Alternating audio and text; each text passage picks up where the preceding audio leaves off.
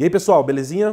O professor Washington Neto está na área mais uma vez e a gente hoje tem um convidado muito especial. E antes de chamá-lo, eu queria que você assinasse o nosso canal, deixa a notificação ligada, clica no gostei, que toda semana a gente tem material novo, tá? De atualidades voltado para o Enem.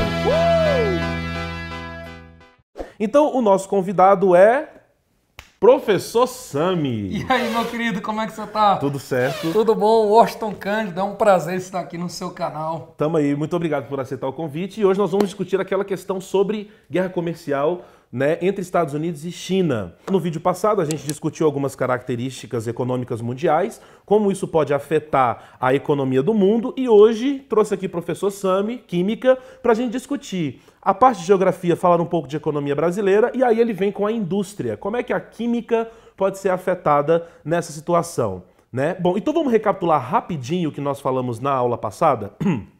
Olha só, a ideia, pessoal, de uma guerra comercial entre Estados Unidos e China vai provocar uma disputa de taxações, provocando bagunça no mercado internacional. A grande polêmica ultimamente foi feita em relação à soja. Galera, lembrando que Estados Unidos e Brasil são grandes produtores de soja, então uma briga entre Estados Unidos e China vai direcionar, né, para a China consumir mercado de soja brasileiro. E aí, mestre, professor Sami, o que nós podemos dizer dessa participação em relação ao Brasil vendendo a maior parte da sua soja para a China? Isso significa pouca disponibilidade de soja para a economia brasileira. Como isso pode afetar a nossa vida? Então, grande Washington, a questão que pode afetar é muito parecido com o que acontece com o álcool. Quando a gente vai aumentar a exportação do açúcar, a gente tem que fazer com que o incentivo da produção do açúcar aqui no Brasil, né? A gente tem uma venda desse açúcar, mas eu não posso também aumentar a comercialização do álcool. Porque se eu aumentar demais, eu não vou conseguir suprir essa demanda da exportação. Então a mesma coisa vai acontecer com o nosso óleo de soja. Imagina o seguinte, eu tenho óleo de soja que vai ter que ser abastecido lá fora, ou a soja para alimento, ou coisa do tipo. Aí começa a faltar o quê? Um pouco de soja para o Brasil. Vai faltar o óleo. Só que hoje tem uma resolução que a gente coloca basicamente 10% de biodiesel misturado ao diesel comercial. Então imagina o seguinte, se eu estou exportando muita soja ali agora para a China, como é que isso vai abalar o preço do diesel no Brasil? Porque agora eu preciso misturar esses 10%, ou eu faço uma redução no percentual, e isso não é legal em questão econômica, porque o biodiesel acaba sendo mais barato do que você ter que retirar ali do petróleo, e tem ainda a questão ambiental, porque ele é um combustível renovável. E o Brasil é signatário de vários documentos ambientais, né? E tem que honrar esses documentos. Isso. Então o que acontece? Imagina esse biodiesel agora tendo que ser produzido em uma escala menor. Ou acontece, como já aconteceu no Brasil, de diminuir o percentual, como fizeram com álcool, ou senão a gente aumenta o preço para tentar diminuir a demanda, para tentar diminuir esse consumo, que não é uma coisa que é uma alternativa para um transporte totalmente rodoviário como o nosso. Esse é o ponto. Então a nossa matriz de transporte pautada em rodovia vai fazer que essa questão da soja com a China mexa em todos os produtos, que é basicamente aqueles que circulam nas rodovias brasileiras. Sim, sim. Perfeito. Isso é uma delas. E na química, mestre, na prova do Enem, como é que isso pode cair? Tem reação? A gente só discute a questão teórica de mercado, ou tem como a química apresentar isso de alguma forma? Não tem. A gente pode, de repente, falar assim, pô, com toda essa questão, a gente vai ter que fazer aí o biodiesel. E como é que a gente fabrica esse biodiesel? Sim. Então ele pode colocar, por exemplo, uma reação, que é a reação de transesterificação. Tem como você mostrar pra gente? Oxe, na hora. Mostra lá pra gente. Vamos Pessoal, chegar aqui, ó. Temática quente para o Enem, beleza? Pessoal, vamos aqui com o Sami. O nome dessa reação, a gente conhece ela como vulgarmente de reação de transesterificação. Então tá aqui, ó, transesterificação. Sami, o que consiste na reação de transesterificação? Pessoal, eu vou pegar um éster de cadeia longa, a gente chama ele de triglicerídeo, que no caso ele vai vir do óleo.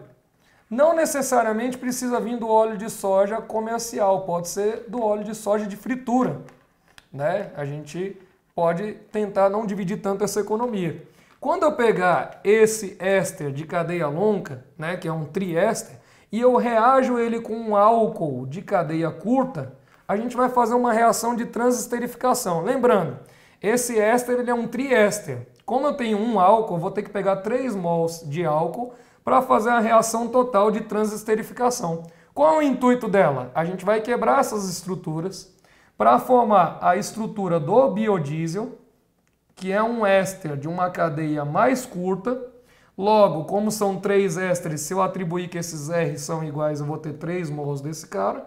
E ainda vai sair um subproduto aqui, meu amigo Washington Cândido, que é o glicerol, ou a glicerina, que é usado no mercado de cosméticos, como alimento para gado, porque ele é a base do carboidrato CH2O, como fumo de narguilé. Então essa glicerina aí, ela tem um valor comercial, principalmente na parte de cosmético. E olha que legal, Washington, esse cara aqui, antes ele estava emendado numa cadeia com 3 ésteres. O número de interações é tão grande que faz com que esse óleo seja muito viscoso, o carro não queima ele.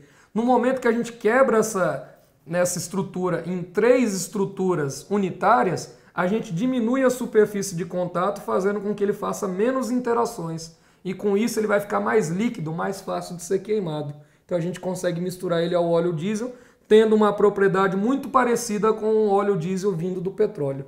Sacou? E imagina agora, com essa guerra comercial, a gente abalar a produção desse óleo que vai dar origem ao biodiesel. O que vai acontecer com esse valor do óleo diesel que teve uma guerra quase comercial? A gente fala com uma, como é que se diz? Um boom no Brasil em que ele parou por conta da greve dos caminhoneiros e agora pode ter um aumento por conta de uma exportação visando o lucro.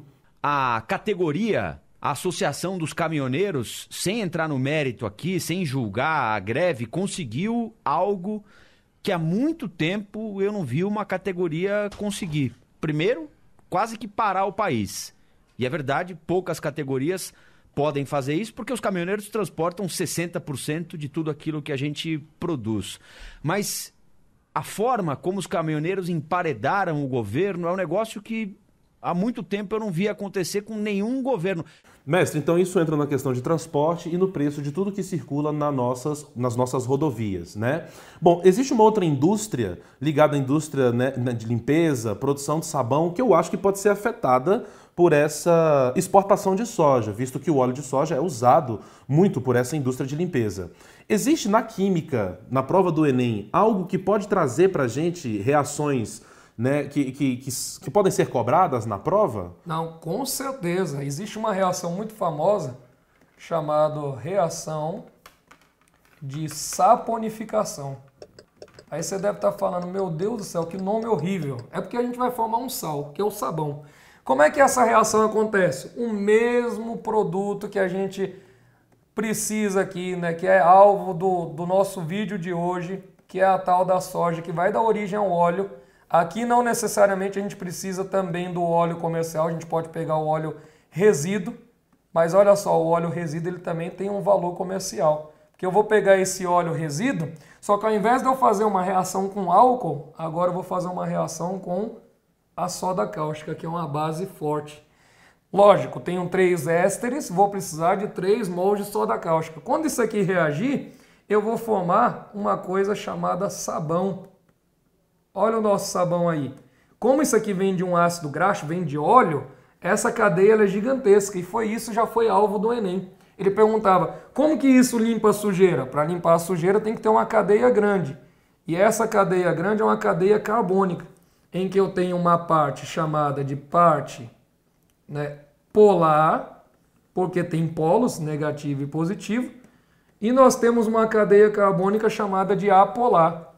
E essa cadeia carbônica apolar gruda na gordura e essa aqui gruda na água. Então a gente consegue fazer a limpeza da sujeira com isso aí. Sabão em pó e outras coisas.